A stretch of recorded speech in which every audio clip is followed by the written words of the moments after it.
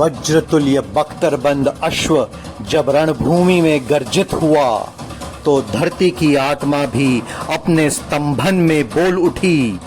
यह कोई सामान्य गमन नहीं था, यह था एक समर्पित यांत्रिक शक्ति का उत्सर्ग जो शत्रु के दुर्गों को रेखांकित कर ध्वस्त कर देने चला।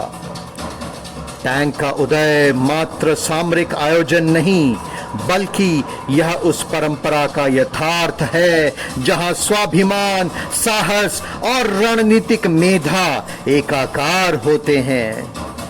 इन यंत्र योद्धाओं के भीतर बैठा है प्रत्येक सेनानी केवल अनुशासन का प्रतीक बल्कि राष्ट्र के आत्मबोध का दूत। प्रत्येक पहिए की ध्वनि, प्रत्येक श्रृंखला की गति, ये उस काल चक्र का संकेत है जिसमें विजयी भविष्य की पटकथा लिखी है। मिट्टी की सिहरन और शत्रु की घबराहट दोनों इस यंत्र गर्जना के प्रत्युत्तर हैं। इन लोहे के रथों में संचालित योद्धा नवीन चेतना के पुरोधा हैं, जिनका साहस आत्मसंयम की गहराई से उपजा है और जिनकी गति भारत मां की अस्मिता का घोष है। रणभेरी की गूंज जब जय भारत मां की बनी तो केवल ध्वनि नहीं अपितु धर्म का उद्घोष हुआ। दिशाएं थर्राई, आकाश झुका, शौर्य की यह लहर इतिहास की शिला पर उकेरी गई।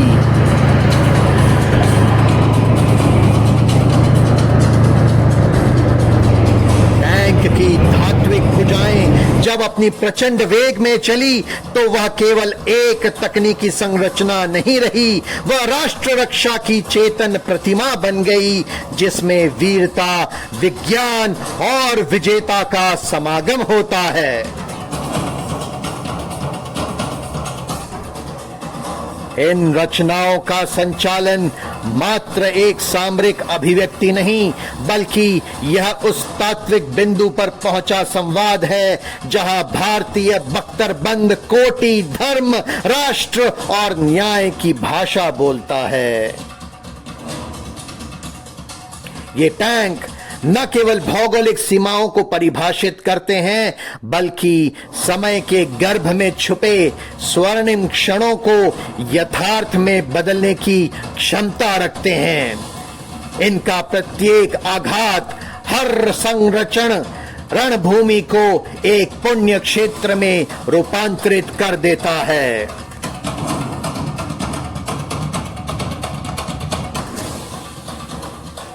वीरता का यह भाव मात्र दृश्य नहीं बल्कि एक जीवंत गाथा है जो भावी पीढ़ियों के लिए प्रेरणा बनती है।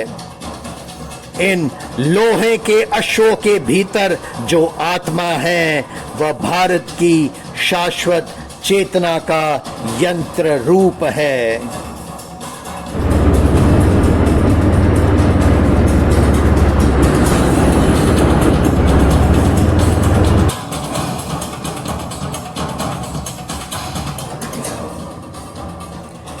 इन योद्धाओं को वंदन, इन योद्धा